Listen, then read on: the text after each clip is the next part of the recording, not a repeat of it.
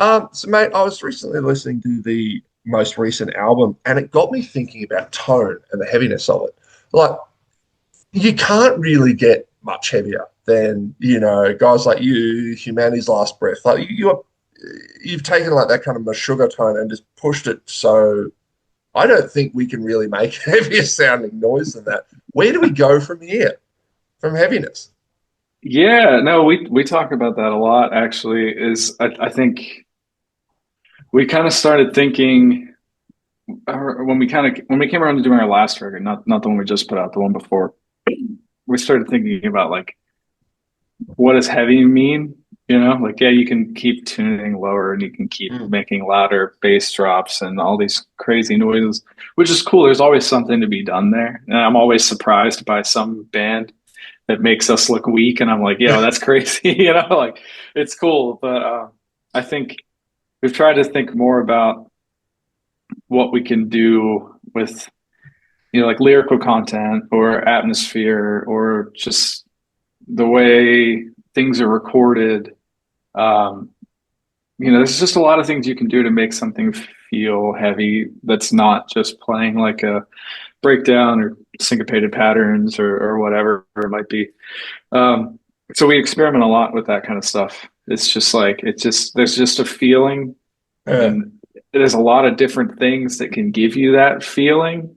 It's very stereotypical that you just hear like a big heavy chug and fast drums or something. It's like, oh, that's heavy. It's like, yeah, but I find it's a lot of stuff that you know it's all subjective, Yeah. right? But I mean, and when people heard Black Sabbath, they were probably thinking, how do you go any farther from here, right? It's like Yeah. there's something there, but I don't know. It's a good question. I don't have the answer, but I think yeah, I like trying to make things feel like to find different ways to express that weight. I've been really into like the like tribal drumming and like soundscaping and stuff like that in the last couple of years. Like, I kind of grew up in like a school band and stuff, and I always thought that shit was really cool, but never figure out how to put it into metal. And especially this record, there's a lot of it buried, and like even in the choruses and stuff that might be a little less, you know, I don't know, a little less extreme than the rest of the song. Yeah. But it gives that like really deep, like head bobby feel kind of thing Yeah. going on. But Now, that's the thing that I'm always chasing is the head bob. speaking of deep and heavy, you say that you were in the marching band at school.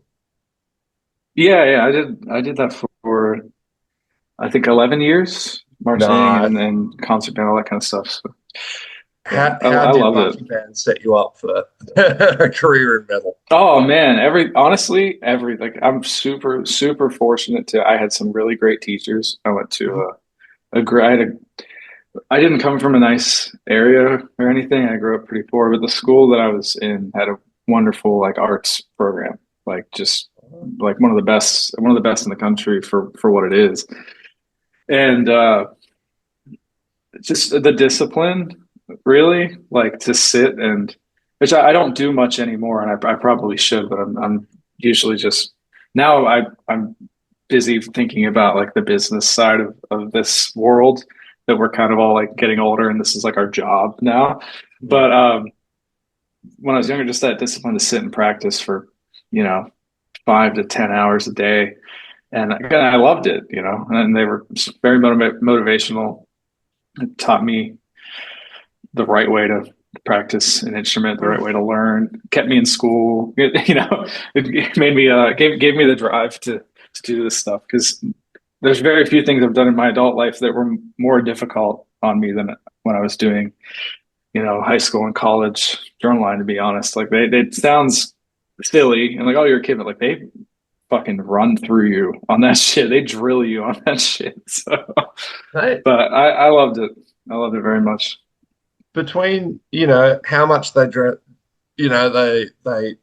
clamp they push the bandies and how much they push cheerleaders and football players and stuff like American high school students and Canadian high school students in that part Dude, of the world, you guys get flogged.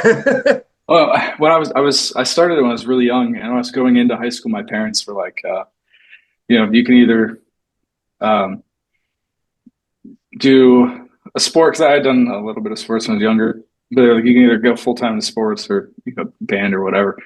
And I was like, I don't want to. I was like, I don't want to do football because it's just too much work. Then I went into band, and I'm on the field with them most same days, Yeah. practicing just as long as they were doing laps, and conditioning and stuff. And I was like, this is so stupid. But no, it's great. And it taught me, like, it's writing music, to think about all the layers, and not just like, well, here's a drum and a guitar and a bass and vocals. Like, some of our songs have like 600 layers of things happening, like of just like little sounds and these things that you would never notice. But I think it adds to, there's something that adds to it. And And you it's managed to just, do that whole experience without a concussion. Without one. yeah, no, I don't think I ever got one. Yeah, no. I have a lot of back pain. Got a Ah, lot of back pain, but I think that happens no matter what, from what I hear. So, it does, it does. yeah. Uh, Mate, you are coming down here with Born of Osiris. Now, Rashid recently, my beardy friend here, recently interviewed them, and he was wondering which one's the Nice. better band, Born of Osiris or Silent Swarm. Well, Stitch okay. up. So I will say this: I have to give them my props because they're one of the reasons that I wanted to do this as well. That I wanted to play heavy music. I think I was maybe 13 years old, and I was into heavy music. Like, I was really into like new metal and like old school death metal and stuff, but I hadn't heard that like super tight syncopated, like, you know techy stuff there. I think the closest I had heard to anything at that point was like maybe like, I don't know, trying to think, I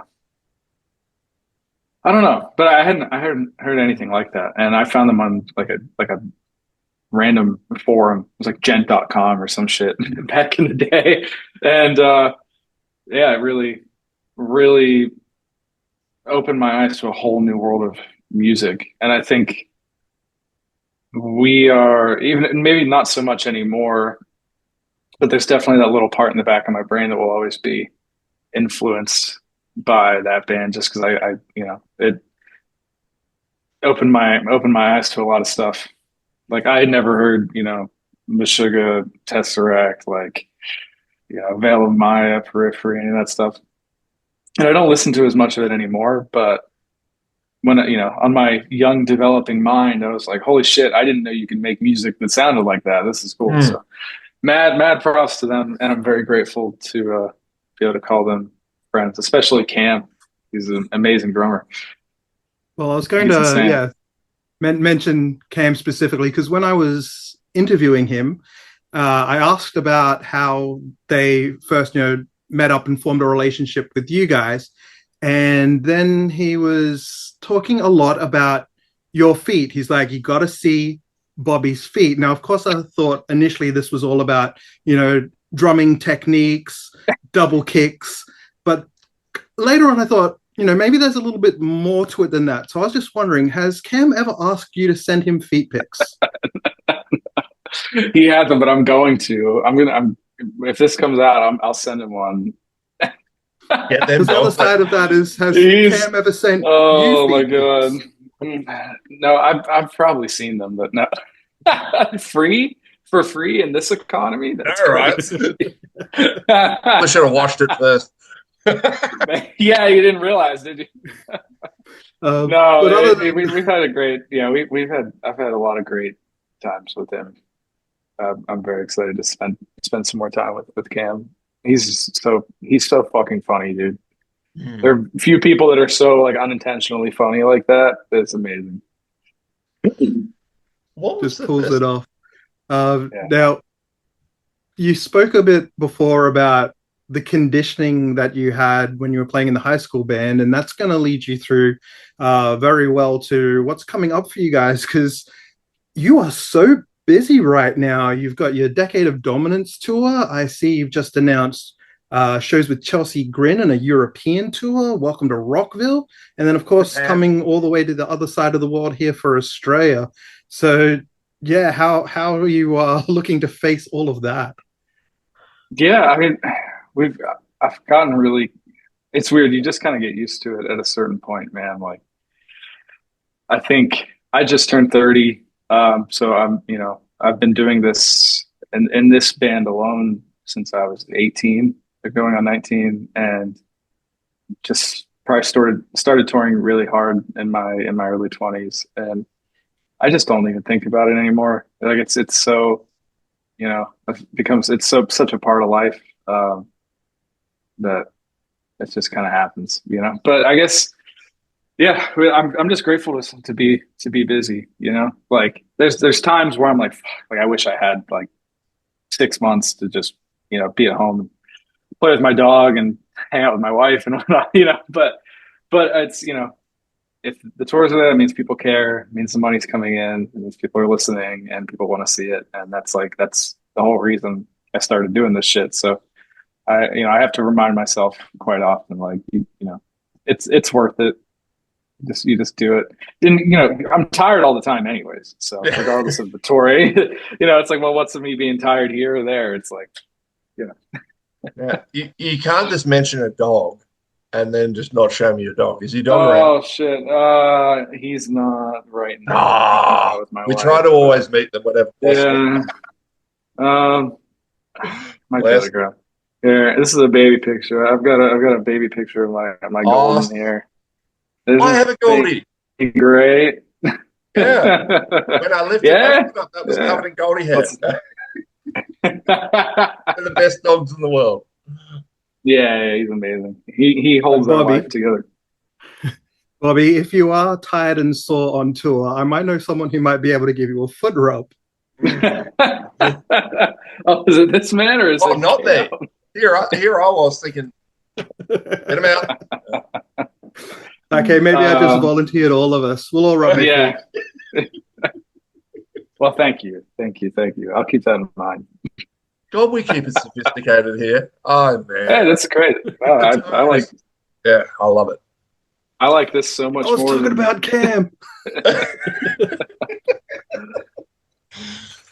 Oh man, the day we take this seriously is the day we give up. Don't worry about it. That's what I tell myself too.